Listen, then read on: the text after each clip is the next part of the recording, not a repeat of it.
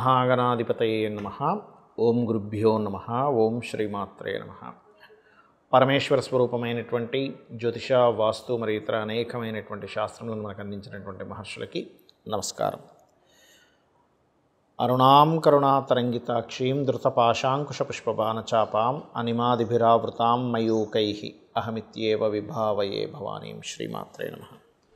మనం ఈరోజు ప్రతి ఒక్కరికి కూడా వాళ్ళ లైఫ్లో నేను ఒక గొప్ప స్టేజ్కి వెళ్తానా లేదా, కొన్ని కోట్లు సంపాదిస్తానా లేదా, ఒక మంచి పేరు ప్రఖ్యాతులు తెచ్చుకుంటానా లేదా అనేటువంటి ఒక ఆశ ప్రతి ఒక్కరికి ఉంటుంది, ఉండాలి కూడా. అయితే అది ఏ గ్రహాల వల్ల ఏర్పడుతుంది? 12 లగ్నాల్లో మీరు మేషం నుంచి మీన లగ్నంలో, మీది ఏ లగ్నం అయినా, లగ్నం తెలియదు, కొంచెం రాశి వరకు, అది సెకండ్ ఆప్షన్ రాశి అనేటువంటి చూసుకుంటే కనుక మీకు ఏ గ్రహం బలంగా ఉంటే రాజయోగాన్ని ఇస్తుంది, ఏ గ్రహ బలం వల్ల మీరు ఏ రంగాల్లోకి వెళ్ళగలుగుతారు అనేటువంటి విషయం కనుక సీక్రెట్ కనుక తెలుసుకోగలిగితే ఖచ్చితంగా మీరు కోటీశ్వరులు అవుతారు. అందులో ఎటువంటి సంబంధం లేదు. అది పెద్ద విషయం కాదు. మనం ఏ రూట్లో వెళ్ళగలగాలి, మనకు రూట్ తెలియాలి. ఇప్పుడు కూడా తిరుపతికి వెళ్తున్నాము, ఈ రూట్లో వెళ్తే వస్తుందండి అంటే వస్తుంది, లేదు రివర్స్లో వెళ్తుంటే ఎంతకాలం మనం ప్రయాణం చేసినా ఎలా అయితే రాదో, మన జీవితంలో కూడా మన జన్మజాతకంలో మనకి ధనాన్ని ఇచ్చే గ్రహం ఎవరు అనేది తీసుకోవాలి. ఆ రకంగా ఒకవేళ ఆ గ్రహం కనుక అంత బలంగా లేదు, మనకి యోగకారకమైన గ్రహం బలంగా లేదు, అలాంటప్పుడు ఎటువంటి పరిహారాలు చేసుకోవాలి, చిన్న చిన్నవి మంత్రంతోనో దానంతోనో గోసేవతోనో ఎలా చేసుకోవాలనేటువంటిది వీడియో ఎండింగ్ వరకు చెప్తాను. కాబట్టి వీడియో ఎండింగ్ వరకు చూడండి. అయితే ఈ విషయాలు చెప్తుంది నేనైనప్పటికీ కూడా చెప్పిస్తుంది సాక్షాత్ లలిత అమ్మవారిగా భావిస్తూ ఒక్కొక్క లగ్నం గురించి తెలుసుకుందాం. మీన లగ్నము, మీన రాశి. మీనం వారికి పూర్వజన్మ కర్మనిచ్చేటువంటి గ్రహాల్లో ప్రధానమైనటువంటి గ్రహం రవి మరియు శని. రవి శనులు తల్లిదండ్రులు, గుర్తుపెట్టుకోండి. అంటే తండ్రి కొడుకులు చెప్పాలంటే, తల్లిదండ్రులు అంటే చంద్రుడు రవి అవుతారు. సో తండ్రి కొడుకులుగా చెప్తూ ఉంటారు మన శాస్త్రాల్లో. రవి తండ్రి, కొడుకు శని. సో సూర్యుడి యొక్క పుత్రుడిని శనిగా చెప్తూ ఉంటారు. మరి ఏమిటండి అంత ప్రకాశవంతమైన గ్రహానికి ఇదేమిటి అంటే ఇక్కడ లాజిక్ ఉంది. శని కర్మకారకుడు అయితే రవి కర్మను తగ్గించే కారకుడు. సో ఇక్కడ ఈ కర్మను తగ్గించే ప్లానెట్సే మీకు పూర్వజన్మ కర్మకారకుడు. కాబట్టి మీ శని రవి చాలా అద్భుతంగా ఉన్నారు, ఇంక తిరుగులేదండి. లైఫ్లో అద్భుతమైన స్టేజ్కి వెళ్ళడానికి మీకు అద్భుతంగా కలుస్తుంది. అందులో ముఖ్యంగా మీనలగ్నం వారికి విపరీత రాజయోగాలు అని ఉంటాయి. అంటే 6వ అధిపతి 8లోని, 8వ అధిపతి 6లో ఇట్లా ఉంటాయి. అలా విపరీత రాజయోగంలో గనక శుక్రుడు ఉన్నాడు అంటే, 6వ స్థానంలో శుక్రుడు ఉన్నాడు అంటే ఇంక తిరుగుండదు. అందరికీ కాదు, ఇది 6వ స్థానంలో శుక్రుడు ఉంటే వివాహ జీవితంలో డిస్టర్బెన్సెస్, లేకపోతే శుక్ర సంబంధించిన హెల్త్ ఇష్యూస్, అంటే ఏమిటి కొంతమందికి సీక్రెట్ ఆర్గన్స్ దగ్గర ఇబ్బంది, ఇట్లాంటివి వస్తూ ఉంటాయి. కాకపోతే నేను అనేది ఏంటంటే ఈ కాంబినేషన్ ఉన్నప్పుడు ఇబ్బంది అనేది రాదు, గుర్తుపెట్టుకోండి, ఇది బాగుంటే కనుక. అయితే ఇక్కడ మీరు అర్థం చేసుకోవాల్సింది, వీళ్ళ లైఫ్ కనుక తీసుకుంటే తండ్రి మూలంగానే ఇబ్బంది పడ్డానంటాడు, తండ్రి నాకు సపోర్ట్ చేశాడు, తండ్రి వల్ల నేను ఇంత గొప్పవాడిని అయ్యానంటాడు, తండ్రి వల్ల నేను డౌన్ అయిపోయానంటాడు. అంటే పూర్వజన్మ కర్మ ఆ రూపంలో ఉంది. సో రవిశని బాగున్నారు, ఇబ్బంది ఉండదు అంత పెద్దగా. కాకపోతే ఈ లైఫ్లో ఈ భాగం మాత్రం మీకు వెళ్తూ ఉంటుంది. అయితే మీకు ధనాన్ని ఇచ్చేవాడు కుజుడవుతాడు. కాబట్టి ఒక రకంగా తండ్రే కారణం అవుతారు మీరు గొప్పగా ఎదగడానికి కూడా. ఒక ఇన్స్పైర్ అవుతారు, అరే ఇలా ఉన్నాడు తండ్రి ఇబ్బంది పడ్డారు, నేను ఇబ్బంది పడకూడదు, నేను గొప్ప స్టేజ్కి తీసుకెళ్ళాలి, నా ఫ్యామిలీని ఇలా చూసుకోవాలని ఆలోచన కూడా ఇస్తూ ఉంటాడు. అయితే ఫైనాన్స్ని ఇచ్చే గ్రహం కూడా మీకు కుజుడే అవుతాడు. కాబట్టి కుజగ్రహం ఎలా ఉందో చెక్ చేసుకోండి. కుజుడు స్పాయిల్ అవ్వలేదు, అద్భుతంగా ఉంది, మీకు ఫైనాన్షియల్కి ఇబ్బంది ఉండదు.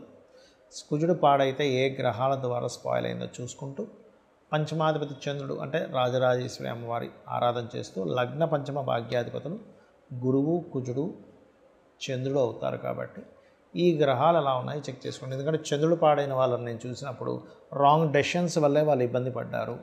కుజుడు పాడైనప్పుడు ఏంటంటే పెద్ద మొత్తంలో ఎవరికో ధనం ఇవ్వడం వల్ల, ముఖ్యంగా తండ్రి తరపు వాళ్ళు లేదా తండ్రి మూలంగా లేదా బ్యాంక్ ట్రాన్సాక్షన్స్ చేసేటప్పుడు చేసే తప్పిదాల వల్ల జరుగుతూ ఉంటుంది. గురువు కనుక పాడైంది, మీకు లగ్నాధిపతి కనుక పాడైతే ఆ లగ్నాధిపతికి కూడా దశమాధిపత్యం వచ్చినందుకు మీ లైఫ్లో కెరియర్ డెసిషన్ విషయంలో రాంగ్ స్టెప్స్ పడుతూ ఉంటాయి. కాబట్టి మీ కెరియర్ గైడెన్స్ మీ గురువు కనుక పాడైతే మీరు సొంతంగా నిర్ణయం తీసుకోకుండా మీ జీవిత భాగస్వామి మీకు బాగా గైడ్ చేసే వాళ్ళను అడిగి తీసుకోండి. అదర్వైజ్ మీ కెరియర్ ఇబ్బంది పడుతూ ఉంటారు. సో ఇవి చేస్తూ రాజరాజేశ్వరి అమ్మవారి ఆరాధన చేయండి, సూర్య నమస్కారాలు చేయండి, శనివారాలు నువ్వులు కానీ నూనె కానీ దానంగా ఇవ్వండి అనే విధాలు బాగుంటుంది. ఇక్కడ ఏంటంటే మనకి ఏ ప్లానెట్ పాడైంది అనేది ముఖ్యంగా తెలుసుకోవాలండి ఎప్పుడు కూడా. ఎలా అయితే మనం చూడండి మన బాడీలో, మన బాడీ పార్ట్స్లో కూడా ఫలానా వైటమిన్స్ తగ్గాయి అన్నప్పుడు మనం ఏం చేస్తాం, ఆ వైటమిన్ తగ్గిన దాన్ని తీసుకుంటాం. లేకపోతే ఫలానా ఫుడ్ వల్ల మీ హెల్త్ పాడవుతుంది అన్నప్పుడు దాన్ని అవాయిడ్ చేస్తాం, అంతే కదా. బాగా షుగర్ ఉంది, రైస్ ఎక్కువ తినకండి, కార్బోహైడ్రేట్స్ విపరీతంగా వచ్చేస్తాయి, దానివల్ల ఇబ్బంది వస్తుంది, అప్పుడు రైస్ని అవాయిడ్ చేస్తాం, కాస్త కూరలు ఎక్కువ తింటాం. అలాగే మనకి కూడా జన్మజాతకంలో ఏ ప్లానెట్ మనకి యోగకారకమో ఆ ప్లానెట్ని ఇంకో ప్లానెట్ పాడు చేస్తున్నప్పుడు నవగ్రహాలకు కూడా ఆ శక్తి ఉంటుందండి. గొప్ప వ్యక్తిని చేసే శక్తి ఉంటుంది, మనకి ఇబ్బంది పెట్టే శక్తి ఉంటుంది. అంటే ఏమిటి, అవేవో మన మీద పనిగట్టుకొని కోపంతోనో ద్వేషంతోనో చేస్తున్నటువంటిది కాదు. మన పూర్వజన్మ కర్మే ఆ రూపంలో ఖచ్చితంగా వచ్చి మనల్ని ఆ రకంగా రూల్ చేస్తూ ఉంటుంది. అప్పుడు మరి ఉదాహరణకి రవి పాడయ్యాడు మీ జన్మజాతకంలో, కానీ యోగకారకుడు లేదా శత్రువై పాడయ్యాడు. అలాంటప్పుడు చేయవలసిన రెమెడీ ఏమిటి అంటే సూర్య నమస్కారాలు చేసుకోవడము, గోధుమలు 1 కేజీంబావు గోధుమలు, ప్రతిదానికి కూడా కేజీంబావే గుర్తుపెట్టుకోండి, గోధుమలు దానంగా ఇవ్వడము, అలాగే ఆదివారం నాడు ఇవ్వడం, దాంతోపాటు రెడ్ కలర్ క్లాత్ ఇవ్వండి, ప్లస్ గోధుమ రవ్వ గోవుకు తినిపించండి, సూర్య నమస్కారాలు చేసుకోండి. అప్పుడు మీకు అంటే మీ జన్మజాతకంలో రవి వీక్గా ఉన్నాడు, రవి వల్లే మాకు ఇలా అవుతుంది అన్నప్పుడు తండ్రిని నమస్కరించుకోవడము, తండ్రి పాదాలకు నమస్కరించుకోవడం చేస్తూ ఉండాలి. అధికారులతో గొడవలు పెట్టుకోకూడదు, ఎందుకంటే వీక్గా ఉండే ప్లానెట్ వల్ల ఇబ్బంది వస్తూ ఉంటుంది. ఇక చంద్రుడు వీక్గా ఉన్నాడు, మీకు మెడిటేషన్ ఎక్కువగా చేస్తుండాలి, నదీ స్నానాలు ఎక్కువగా చేస్తుండాలి. ముఖ్యంగా స్నానం చేసేటప్పుడు గంగేచ యమునేచ గోదావరి అని ఒక శ్లోకం ఉంటుంది మనకి, లేదా గంగా నది, గంగే అనుకొని స్నానం చేసినా కూడా మీరు ఎప్పుడైతే వాటర్ని ఒక దేవతా స్వరూపంగా చూస్తారో అది ఆటోమేటిక్గా మీకు చంద్రదోషం పోతుంది. మాతృమూర్తికి అంటే తల్లిగారికి రోజు నమస్కరించుకోవడం చేస్తుండాలి, వాయువ్య దోషం ఇంట్లో లేకుండా చూసుకుంటుండాలి, బియ్యము దానంగా ఇస్తుండాలి విత్ వైట్ కలర్ క్లాత్తో పాటు. అదేవిధంగా గోవులకు ముల్లంగి తినిపిస్తూ ఉండండి, లేదా కీర లాంటిది. ఇక కుజుడు పాడయ్యాడు, ఏమవుతుందంటే సర్వసాధారణంగా కుజుడు గనక ఎఫ్లిక్షన్ ఇచ్చేటప్పుడు భూములు, అన్నదమ్ములు, గొడవల వల్ల ఇస్తూ ఉంటాడు. రవి అయితేనేమో అధికారము, చంద్రుడైతే మానసికంగా తల్లి, అక్క, ఈ వరుస వాళ్ళతో లేదా ప్రయాణాలు ఇస్తాడు. అయితే కుజుడు పాడయ్యాడు మీ జన్మజాతకంలో, ఆ ప్లానెట్ వల్లే మీరు కోటీశ్వర్లు అవ్వాల్సింది ఆగిపోతుంది.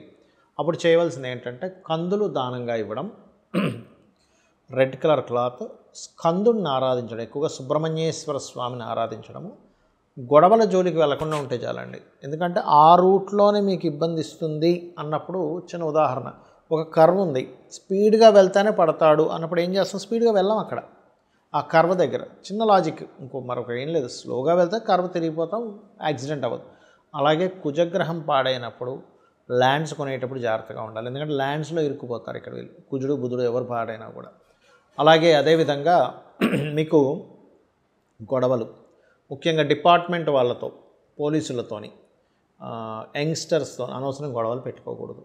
గోవుకి క్యారెట్స్ తినిపించడము, సుబ్రహ్మణ్యేశ్వర స్వామి ఆరాధన, లేదా నిద్ర లేస్తూనే ఓం స్కందాయ నమః అని నామస్మరణ చేయడం. ఎప్పుడైనా గుర్తుపెట్టుకోండి, ఏదైనా ఒక ప్లానెట్ బాగాలేనప్పుడు ఆ రోజుల్లో మీరు ఏది మంగళవారం కుజుడు అంటే ఏది ఇంపార్టెంట్ ఏవి స్టార్ట్ చేయకూడదు. ఇక బుధగ్రహం పాడైంది, మీకు స్పాయిల్ అయింది, అప్పుడు చేయవలసింది ఏంటంటే విష్ణు సహస్రనామాలు వింటూ ఉండాలి, శ్రవణం పఠనం ఏదైనా చేయొచ్చు, గోవులకి గోంగూర తినిపించడము, బంధువర్గం వారితో ఒక్కోసారి మనకు తెలియకుండానే కొన్నిసార్లు చాలామంది తెలియక అది ఒక అలవాటు అయిపోతుంది, అక్కడ మాటలు ఇక్కడ మాటలు అక్కడ వినడం, అవునా అనుకొని మనం రియాక్ట్ అవ్వడం, ఇవి చేయకూడదు. బికాజ్ ఆఫ్ కమ్యూనికేషన్స్ కారకుడు, ఆ కమ్యూనికేషన్స్ వల్లే ఇబ్బందులు వస్తాయి. సో ఇది. అండ్ వ్యాపార సంబంధించిన విషయాలు తొందరపడి చేయడం, ఇవి జాగ్రత్తలు తీసుకోవాలి, పెసలు దానంగా ఇస్తూ ఉండాలి.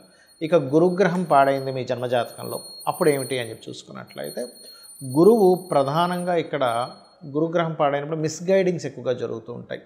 అలాంటప్పుడు సరైన గైడింగ్ మనం తీసుకుంటున్నామా లేదా అనేటువంటిది ఒక జాగ్రత్త తీసుకుంటూ, మీకు దగ్గరలో ఆలయాలు ఉన్నట్లయితే అక్కడ మీరు పసుపు, గంధము ఆ ఆలయాల్లో దేవతా సంబంధించిన కైంకర్యాలకు వాడుకోవడానికని మీరు భక్తి శ్రద్ధలతో ఇవ్వడము, గురువులకు నమస్కరించుకోవడము. ఎందుకంటే గురువు పాడైతే కనుక ఏమవుతుందంటే గురువుల ద్వారానే, అంటే గైడింగ్ చేసేవాళ్ళే సరిగ్గా చేయరు, ఇది ప్రధానంగా తీసుకోవాలి. అదేవిధంగా మరొక విషయం ఏంటంటే ఈ గురువారాలు ఇంపార్టెంట్ డెసిషన్స్ తీసుకోకూడదు, గోవులకి అరటికాయలు తినిపించడం గురువారం చేస్తూ ఉండాలి, ఇది ప్రధానంగా తీసుకోవాలి. అదేవిధంగా కొన్నిసార్లు ఏంటంటే మీకు ఇష్టం వచ్చిన, అంటే చాలామంది తెలియక ఏంటంటే ఒకదానికొక ఇవి చేస్తూ ఉంటారు, కొన్ని దేవతా సంబంధించిన విషయాల్లో కానీ తెలియక. కొంతమంది చూడండి కొన్ని నియమ నిబంధనలు తెలియక ఏదో దేవతా సంబంధించిన ప్రారంభిస్తూ ఉంటారు, దానికి కొన్ని నియమాలు ఉంటాయి, అవి ముఖ్యంగా శుక్రగ్రహం పాడైతే సర్వసాధారణంగా స్త్రీ శాపం శుక్రగ్రహం వల్ల వస్తూ ఉంటుంది. అంటే ఏమిటి, మీరు పూర్వజన్మల్లో స్త్రీకి ఎవరికైనా ఇబ్బంది పెట్టడం వల్ల ఈ రూపంలో స్త్రీ రూపంలో వస్తుంది ఇక్కడ. అలాంటప్పుడు వీలైనంత మట్టుకు వారితో మర్యాదగా వ్యవహరించడమే ఉత్తమమైనటువంటి రెమెడీ, అంతకుమించి మరొకటి ఏమీ లేదు. అంటే ఇవన్నీ నేను మీకు ఎందుకు చెప్తున్నా అంటే మనిషి ఎందులో ఇరుక్కుంటాడు, ఏ ప్లానెట్ వాళ్ళు, ఇది తెలుసుకుంటే చాలు మనం గొప్పవాళ్ళం అవడానికి. అలాగే మరొక విషయం ఏంటంటే ఈ శుక్రగ్రహం మీకు మంచి ఫలితాలు ఇవ్వాలంటే శ్రీమాత్రే నమః అనే మంత్రానికి మించింది మరొకటి లేదు.